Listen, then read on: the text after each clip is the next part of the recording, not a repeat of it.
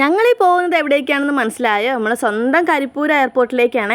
അപ്പോൾ എയർപോർട്ടിൽ പോകണമെങ്കിൽ ഒരു കാരണം ഉണ്ടാവുമല്ലോ, ആരെങ്കിലും വിമാനം ഇറങ്ങുന്നുണ്ടാവും. അതന്നെയാണ് ഇത്ത സംഭവം. ഞങ്ങളെ ഏട്ടൻ ഇന്ന് ഗൾഫിൽ നിന്ന് വരികയാണ്. നിങ്ങൾ മാത്രമല്ല, ഞങ്ങളെപ്പോലെ ഇവിടെ കുറേ ആൾക്കാർ കാത്തു നിൽക്കുന്നുണ്ട് കേട്ടോ. 2-3 കൊല്ലമായിട്ട് പോയിട്ട് വരുന്ന പോലെ കാത്തു നിൽക്കുന്ന ആൾക്കാരാണിത്. അങ്ങനെ കാത്തു നിന്ന് ഇതൊക്കെ ഞങ്ങളെ ഏട്ടൻ വരണ്ടേ. ചേച്ചിയൊക്കെ മുന്നിൽ തന്നെ ഉണ്ടായിട്ട് ഏട്ടൻ ചേച്ചിനെ ഒന്നും കണ്ടില്ല. പിന്നെ കുറച്ച് അപ്പുറത്തേക്ക് പോയപ്പോൾ രഞ്ജിത്തേട്ടനെ കണ്ട് അങ്ങനെ ഹായ് കൊടുക്കണ്ട് കേട്ടോ. ഞാൻ എൻ്റെ ജീവിതത്തിൽ ആദ്യമായിട്ട് എയർപോർട്ടിൽ പോയത് ഞങ്ങളെ മാമ അതുപോലെ ഗൾഫിൽ നിന്ന് വരുമ്പോൾ കൂട്ടാൻ വേണ്ടിയിട്ടാണ് കേട്ടോ. മാമ ഇപ്പോൾ ഗൾഫിൽ നിന്നൊക്കെ നിർത്തി നാട്ടിലാണ്. അതിനെക്കൊണ്ട് ഇനിയിപ്പോൾ മാമനെ കൂട്ടാൻ പോവലുണ്ടാവില്ല. പിന്നെ വന്നപാടന്നെ ധ്യാനൂട്ടൻ ചാടി ഏട്ടൻ്റെ ഒക്കത്ത് കയറുക. പിന്നെ ഏട്ടൻ ആൾക്കൂട്ടത് തെരയണത് ആരാന്നറിയാം, ഹരിക്കുട്ടനെയാണ് കേട്ടോ. ഹരിക്കുട്ടൻ ബാക്കിൽ നിൽക്കുകയാണേ. പിന്നെ ഏട്ടനെ കണ്ട സന്തോഷത്തിൽ എല്ലാവരും വർത്താനൊക്കെ പറഞ്ഞ് ലഗേജൊക്കെ എടുത്തിട്ട് പിന്നെ വണ്ടിയിലേക്ക് പോവുകയാണ്. എനിക്കൊരു സത്യം പറയാണ്ട്, ഞാൻ ശൈത്താനും ശരിക്കും എയർപോർട്ട് പോയില്ല കേട്ടോ. ഇതൊക്കെ എനിക്ക് ചേച്ചി എടുത്തുന്ന വീഡിയോ ആണ്.